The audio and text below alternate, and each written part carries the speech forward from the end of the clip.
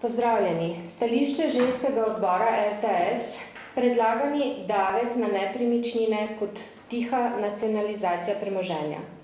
Predlagani davek na nepremičnine bo marsikateri družinski proračun obremenil bolj, kot je bil obremenjen doslej, predvidoma 2 do 3-krat, v nekaterih občinah celo 5-krat.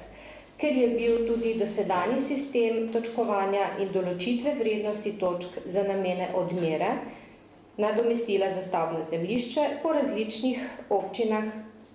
občinah različno določen. Zato ne moremo pristati na povprečni izračun, ki ga je na uvodni predstavitvi proračunskih dokumentov na seji Državnega zbora 11.11.2013 predstavila predsednica vlade Alenka Bratušek, ko je dejala, da se bo v povprečni kvadraturi stanovanja 68 kvadratnih metrov povprečno dvignila davčna obremenitev za okoli 3 evre na mesec. Predlagani zakon ne upošteva kriterija primernosti stanovanja, ki je merilo za dodelitev neprofitnega stanovanja in ne upošteva statusa velike družine s 3 ali večjim številom otrok do 18. leta, kot je to do sedaj predvideval zakon o davku na premoženje.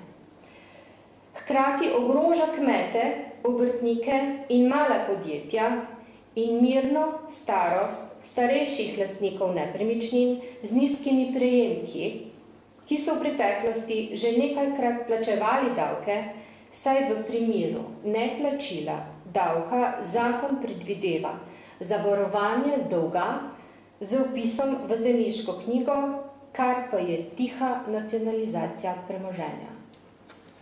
Država bi morala s pravilnim, poštenim in sistematičnim pobiranjem davkov urejati, voditi, razporejati in plačevati vse potrebe, ki jih državljani od nje pričakujemo.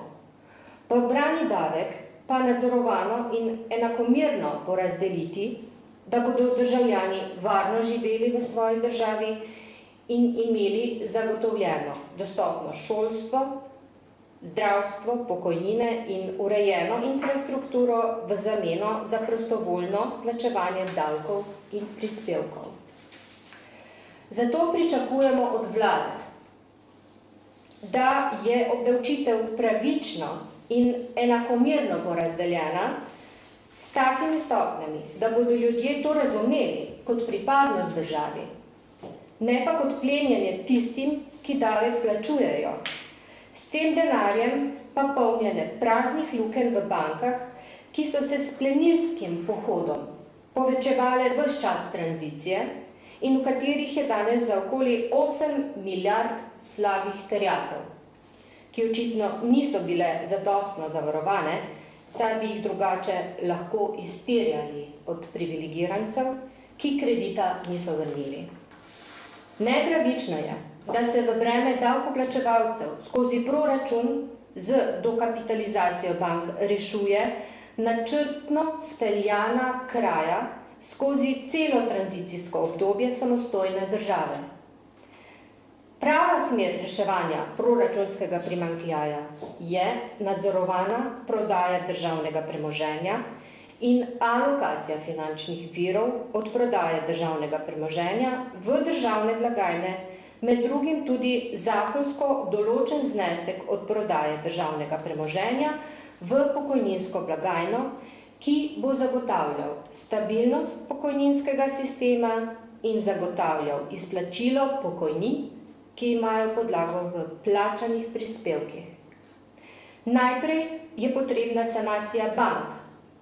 Slaba banka, razkritje slabih kreditov, ugotovitev odgovornosti in poziv k odgovornosti za stanje v bančnem sistemu ter zaplemba premoženja tistim, ki kreditov niso vrnili.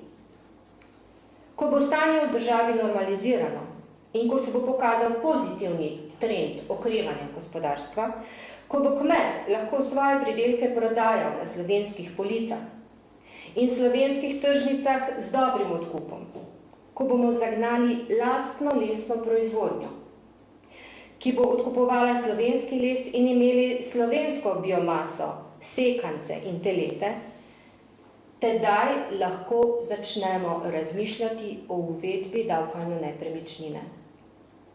Zato v ženskem odboru SDS menimo, da bi bilo primernejše, da se v zakon o davku na nepremičnine pripravi zelo premišljeno in obravnava v rednem postopku, v katerega se vključi vse zainteresirane skupine in strokovno javnost. Hvala.